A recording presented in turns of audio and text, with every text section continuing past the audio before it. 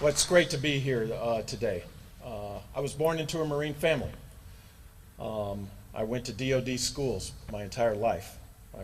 Graduated from a DoD high school in Rota, Spain. I went to the University of Illinois in the NROTC program. I spent 27 years in the Marine Corps. Then I spent about 7 or 8 years writing about our nation's military, and I was fortunate enough to be the Undersecretary of the Navy. And now I get to be the Deputy Secretary. So it is true, I work a lot of strategy and I work a lot of budgets. But I know a secret that very few people outside of this room and outside of the US military know. Everybody thinks that the United States military is strong because of our smart bombs, or because of our B-2 bombers, or because of our F-16s, or because of our A-10s, or because of our Patriot batteries. But I know the real secret. The strength of our armed forces are the people in this room and the people that you represent around the United States and throughout the world. One of the reasons why I'm so jazzed to be here this afternoon is I go and do a lot of things. I went to the CP Tango to look at what was happening in Ultra Freedom Guardian. I was able to talk with the Defense Minister yesterday. I was able to talk with a wide variety of leaders. But this is what I really like to do because it keeps me grounded. It reminds me every day of why I love my job and why I want to make sure that we spend every single dollar that we have wisely in support of all of you. So I'm not going to give a long speech. I would much rather hear from you, because this is what, like I say, I can go back to Washington, D.C., I can visit all sorts of installations, I can talk with a lot of leaders, but the people who this nation really relies upon are all of you. So really what I like to hear from is you. And you can talk about anything you wish. Doesn't matter. If I don't know the question or don't know the answer, I'll make sure that you get the answer. But I'd like to hear from you what your concerns are, what you think I ought to be thinking about as the Deputy Secretary. So who's going to be the first? Has somebody been designated to be the first question? That's usually what happens. So who's going to ask the first question? All right.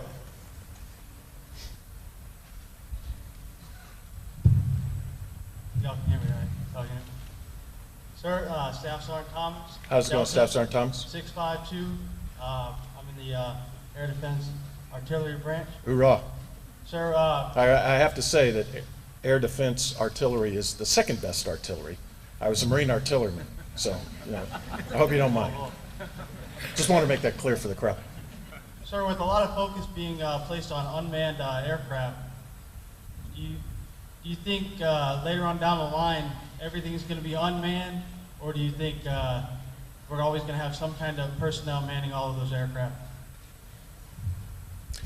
Well, this is a question that gets asked all the time. Where are we going? What's going to happen with everything?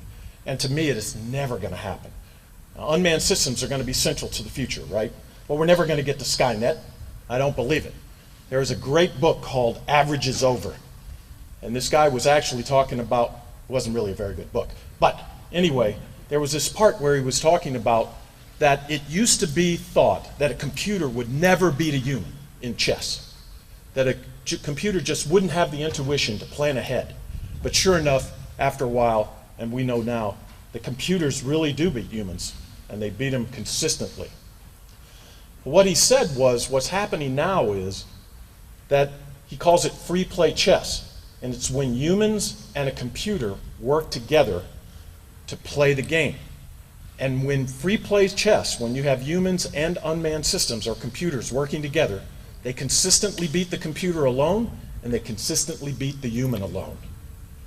So what's going to happen, and that is why I think we have an advantage in this regime, because we're going to figure out how to do free play combat, in which humans and unmanned systems work together to really get the best out of both. So I think this is, I'll never ever think that we're going to go to a fully robotic force, because again, the secret weapon of our armed forces are our people.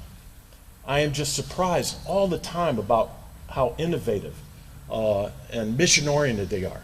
Yesterday morning, we're flying out of Guam. So, you know, when you're the deputy secretary, you say, hey, there's a B-2 over there. I'd kind of like to get a picture in front of it. And everybody goes, okay, what's going to happen? You know, we got to get the picture. And so we jump in the car, and the first thing that the General Toth had to do is he had to say, okay, first of all, am I allowed to do this? So he checked and made sure that we could go down. So we go down to the B-2s, and the first person we bump into is Airman Taylor. And Airman Taylor didn't care that I was the Deputy Secretary of Defense, and he didn't care that General Toth was a one-star. What he knew is he was the person who was guarding the B-2s, and he said, stop, who are you? Why are you here? Why are you coming into my space?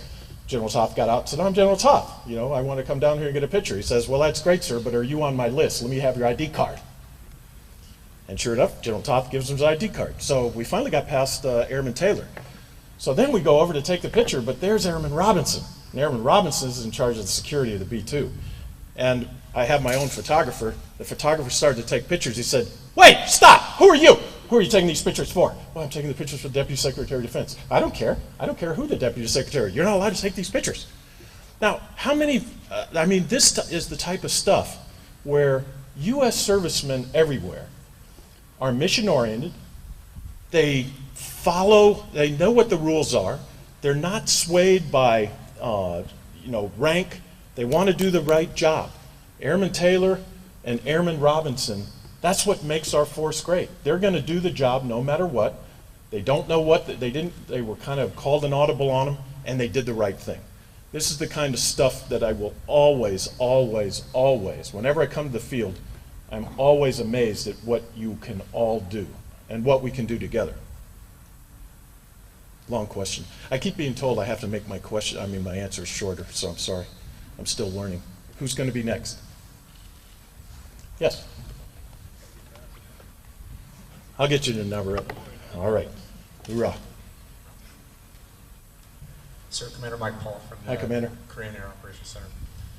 Sir, we're lucky enough to serve alongside some very motivated Korean counterparts, and our relationships are strong, and it's the advantage of our alliance, I think.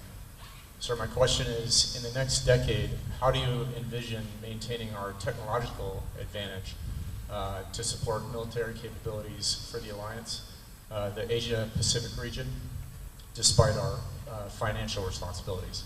Boy, it's a great question. And to being here for the last 2 days has really been something.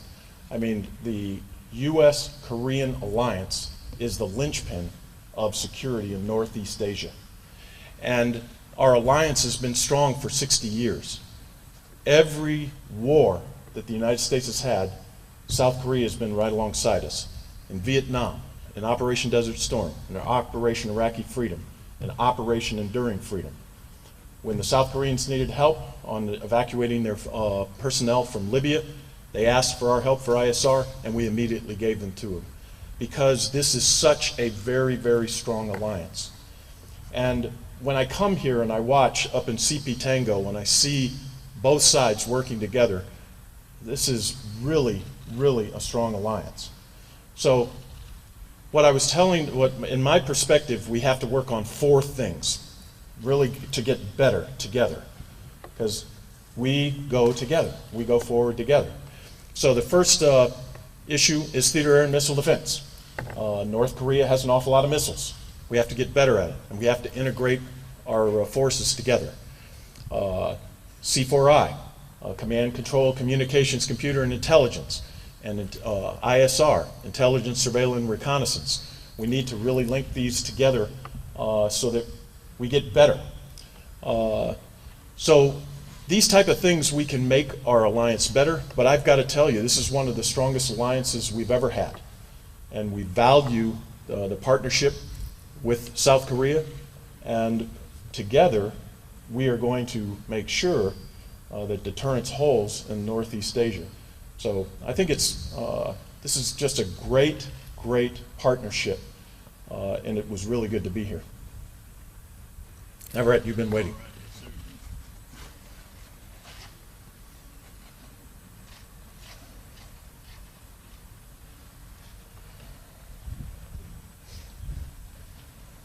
Good afternoon, sir. Lance Corporal Everett, MBCG 48.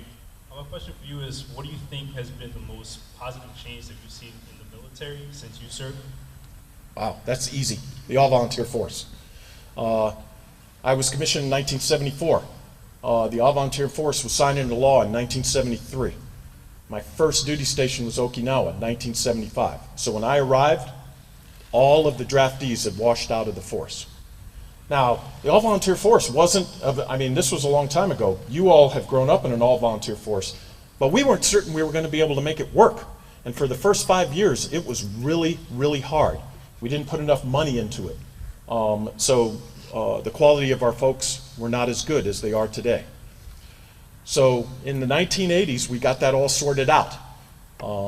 President Reagan came aboard, 2 big pay raises. We got the urinalysis, which allowed us to identify.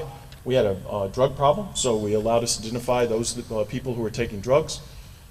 And we had the expeditious discharge program, which allowed us to remove people who really didn't or shouldn't have been on armed services, in our armed services. And since then, our all-volunteer force has gotten stronger and stronger and stronger. So from the time I came aboard, we now have an instrument, the United States military. This is an extremely, extremely proficient all-volunteer force. And without question in my mind, that's been the key difference of my entire time serving in the military, shifting from a conscript force to an all-volunteer force. It's been very successful for us. What else?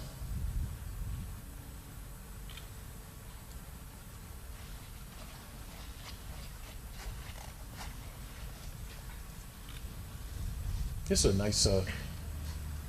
nice hangar. What squadron is the F-16 from? So it's from the 36 Fighter Squadron. 36? How about the 25th Fighter Squadron. 25th? All right. Airmen, 25th Weapons Loader. Was wondering if you had a timetable for how long the A-10 will stay in service and if you have any future plans to replace it. Did somebody plant this question? No. Wow, the question on the A-10 is really, first of all, as a Marine, this is, everybody says that if an airplane looks good, it's really good. This is an ugly airplane, but it is really good. All of the people who have worked on the ground love this airplane and love everything it has ever given to our armed forces. And the Chief of Staff of the Air Force is an A-10 pilot. I think he has 3,000 hours in the plane. And what is happening as the budget comes down, we've had to make hard choices. We've really had to make hard choices, and the choice the Air Force made was we're going to go for 2 reasons. One, we're going to go to more multi-purpose platforms instead of single-purpose platforms. That's the key thing. And the second thing is we want to be able to get the best spending out of every dollar, and it's extremely expensive to keep the A-10 in the service. That's just the cold hard facts. So the Air Force made the very difficult decision to retire the A-10. But Congress, in our, the way it works, so we've got a board of directors of 535 congressmen and senators, and they're not yet convinced that we should get rid of the A-10. And so they've sent a signal that they say, hey, not so fast, we want to think about it. We believe that getting rid of the A-10 is the right thing to do. It's been a heck of an airplane, but we think its time has passed. So we're not certain, though, which way it's going to go. I would guess, we're going to find out. Congress is going to tell us whether or not they want us to retire the airplane or not. And in our democracy, the Congress, maintains the Navy and raises the Army and the Air Force. And so what they want us to do, they are convinced that this bird still has a lot of life left in it. So we'll have to see. The decision hasn't quite yet been made. Okay? Sir, we have time for one more question. Okay. We have another question. Yeah. Sir, Staff Sergeant Bruce Reyes from Operations Support Squadron, Aircraft Flight Equipment. There's been a lot of commotion with the terrorist group ISIS and their occupation with Iraq and Syria. Is there a plan of action to prevent American forces or to send American forces to Iraq and Syria? It's a great question. Well, first of all, ISIL is a really, really bad outfit. I mean, they're so bad that Al-Qaeda has disowned them. So you know you have to be pretty bad if Al-Qaeda says, man, these guys are too bad. We don't even want to be in the same room as these guys. So you know that they're really bad. What makes them different is they're a terrorist group. They are extraordinarily bloodthirsty. It is just unbelievable what they are doing to the people of the areas in which they take over.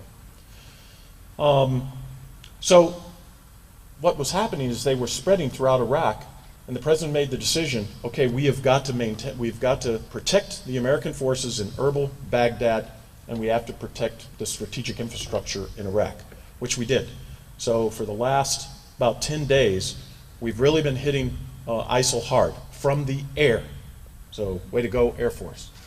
And way to go, Navy. There's been airplanes from the USS George Bush. There have been MQ-9s, MQ-1s. There have been all sorts of, there have been AC-130s. And we have been able to really knock ISIL back on their heels, and we were able to help the KRG take back the Mosul Dam. So this is the first time that ISIL has really been defeated. So now the next question is, how do you take care of this problem? And we're debating this now. And whatever is going to happen, it's going to be about having regional partners. And the United States is going to be central to this. This is not going to be a group that we want to hang, to stay around. But right now, no decisions have been made. The president's made clear. Right now, there's not going to be any boots on the ground. Okay. People ask me how I sleep every night, and I say I sleep like a baby. I wake up crying every 2 hours. So the reason why I go back to sleep, again, is because of people like you. I cannot tell you how proud I am to be the Deputy Secretary of Defense, and how proud Secretary Hagel, former Army Sergeant, how proud he is. Every day when we talk, all we talk about is how do we make it better for the men and women who serve in uniform, and how do we make it better for our allies and our partners, like South Korea. How do we do that? Even when money's coming down, how do we do it? So there's still a lot of hard choices ahead, but as I said, I know in the bottom of my heart what the real secret weapon is of the United States, and it is the men and women who serve in our uniform. So I want to thank you. I know you probably, how long have you been sitting here? Tell me the truth. Come on, tell me the truth. Okay, Gant, you've got to tell me. Sir, Airmen Gant, 51st Security Force Squadron, only about 20 minutes. 20 minutes. Give or take. Give or take. A little bit of give there. Like I said, this is why, it's so important for me to come out and talk with you and see you and look you in the face and say, how are we doing? So I can go back to the Secretary and say, Mr. Secretary, things are really looking good out there. We've got great morale. We've got, great mission-oriented folks. So thank you for taking the time out this afternoon. I know this is probably going to put you a little behind, and you're going to have to do a couple extra hours of work to make up for the time getting here. But I really wanted to thank you on behalf of Secretary Hagel and myself for everything you do out here and for the Alliance and our Korean partners. And this is such an important alliance for us. So God bless you all, and be safe. And I hope to see you around. Thanks a lot.